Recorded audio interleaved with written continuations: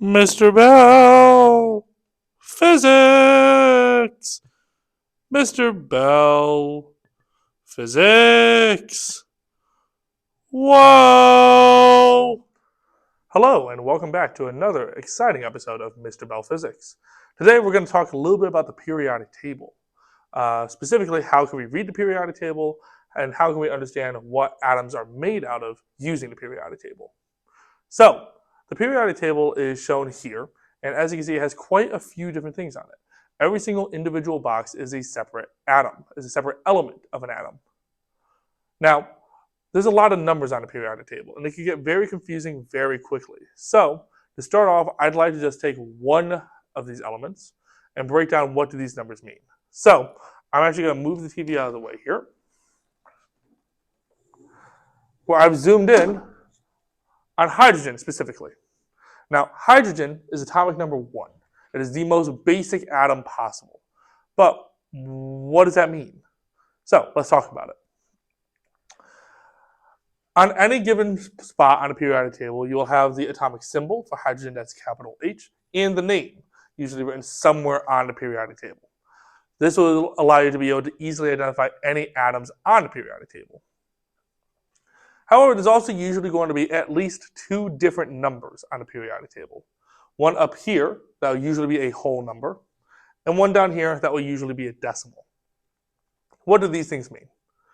The one up here is called the atomic number, and it is the number of protons that that atom has. So, atomic number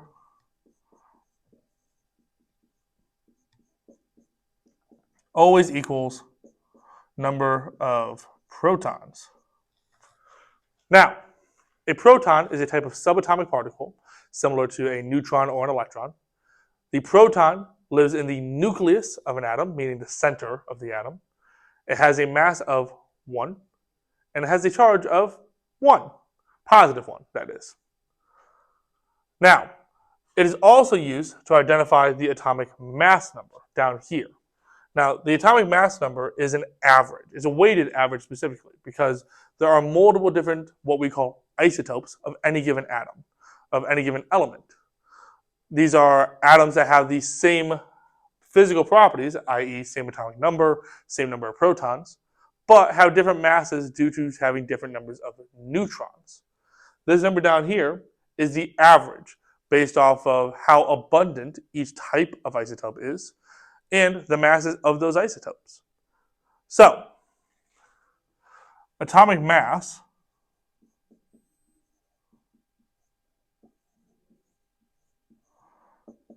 can be found by doing the number of protons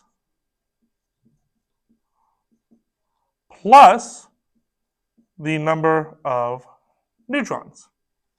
Neutrons are very similar to protons. They also exist in the nucleus of the atom, i.e. the center, and they also have a mass of just 1. However, they have no charge, and they are chargeless. The number of protons plus the number of neutrons will give you the mass of your individual atom.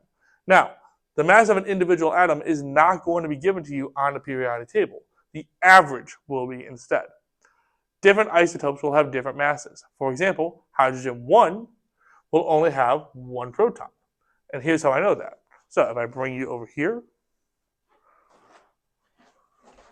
So let's say we have hydrogen 1.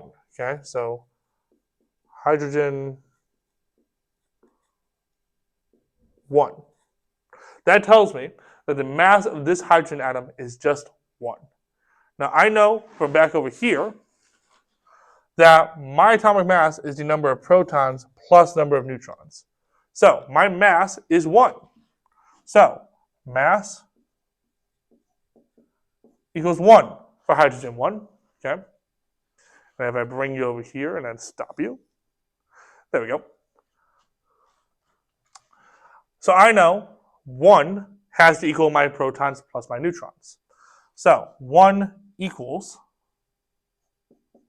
protons plus neutrons.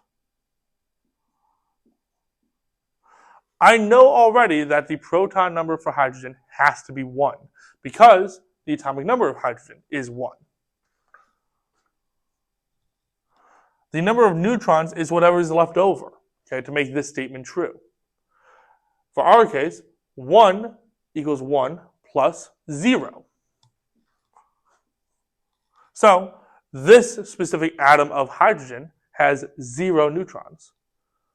But let's say we have hydrogen 2 instead.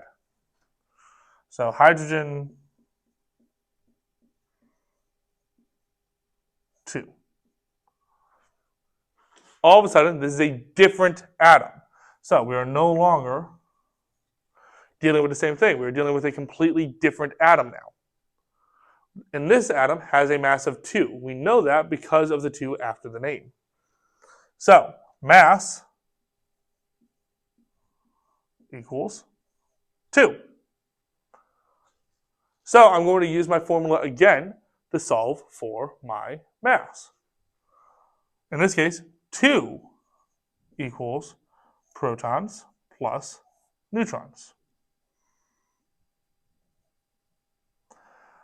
Again, I know by definition, hydrogen must always have exclusively 1 proton. So my number of neutrons is whatever is left over. So in order to get from 1 to 2, I need 1 more. And I could figure out that math, if I wanted to, by doing subtraction. Okay? We can do some algebra here. So let's say this is x. In order to solve for x here, 1 is being added to x, so we need to undo that by doing the opposite. So we do 2 minus 1. And that gets rid of these 1's, and we're left with 1 equals x, meaning x has to be 1. So we have 1 neutron here. Overall, this isn't that bad. And this exact same strategy can be applied to any other element on the periodic table. Okay, the exact same process, just with usually a bit more advanced numbers. Now, the other thing I want to talk about is charge. So, the charge of an atom is not given to you by the periodic table. That is something that will be given to you situationally. Because a charged atom is something called an ion instead. So, I'm going to erase this so that I have some room to work here. But I am going to add to my kind of formula sheet over here on the side, charge is dependent on something called an electron. Now, the nucleus of an atom is made out of protons and neutrons. Okay? Both have a mass of 1. Protons have a charge of 1. Neutrons have no charge whatsoever, but they all exist right in the center. Electrons orbit around the nucleus. So, they have no mass. Okay? They have a mass, but they're very, very, very tiny, so we can ignore it here. And they have a charge of -1. So, we can think of this kind of like a seesaw of sorts. So, for any given atom, or any given ion rather, I have a seesaw, with one side being positive and one side being negative. The more protons I add, the more positive my seesaw is going to be. It's going to start leaning towards positive rather than negative. But I could balance that out by adding in electrons to make things equal again. Like that. Think of it as a balancing act. The formula to solve for the actual number for your charge is to take the difference between the number of protons and number of electrons. So you do number of protons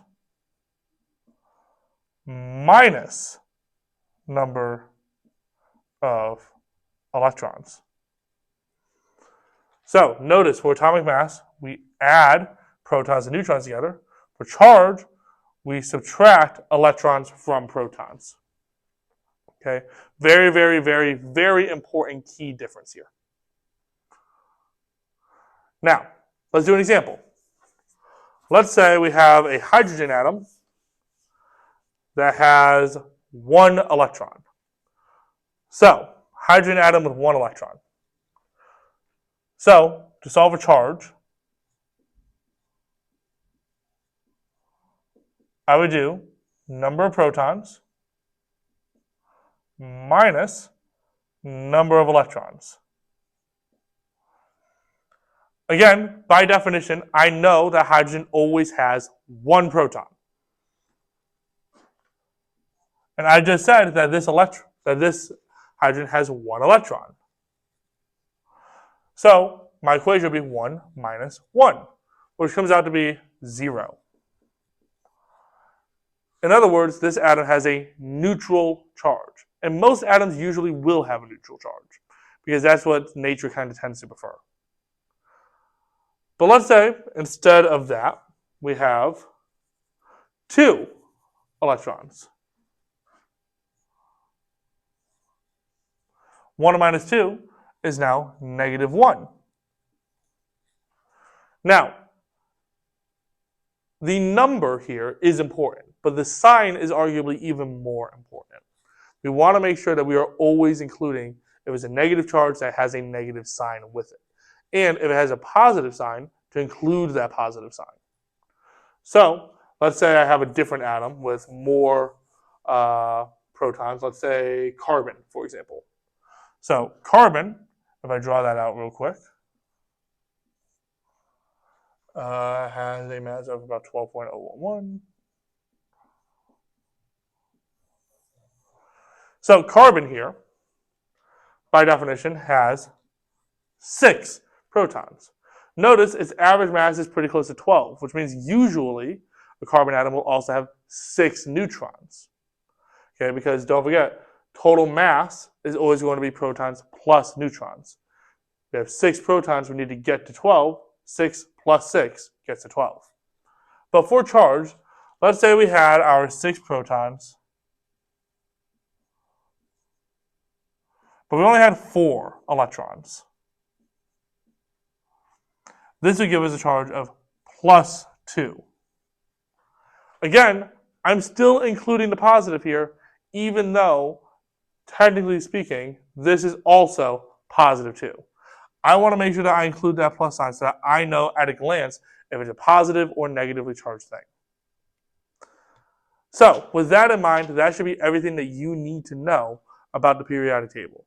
You should be able to use the periodic table to find an element.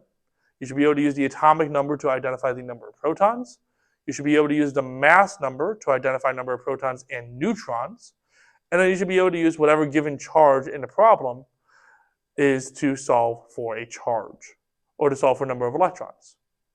With that being said, as per usual, I hope you enjoyed this video. I hope it was helpful. Make sure to smash that like button. Make sure to subscribe and turn on that bell so that you are notified for any future videos. And as usual, I will see you all in the next video.